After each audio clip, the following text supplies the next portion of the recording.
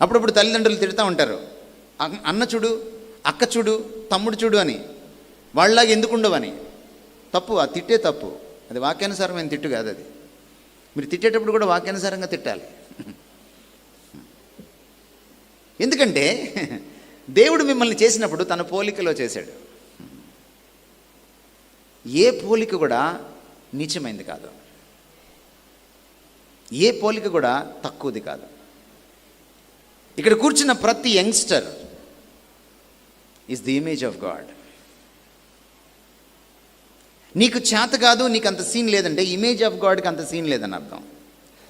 నీ దేవుడికి, సృష్టికర్తకి అంత సీన్ లేదని అర్థం. నువ్వు అద్దం ముందు నుంచొని నాకంత సీన్ లేదు అని పక్కింటోడిని చూసి, నీ క్లాస్మేట్ని చూసి నువ్వు ఎప్పుడైనా అనుకుంటే అది దేవుణ్ణి తప్పుపట్టినట్టు. That's a sin. You are great, you are born great.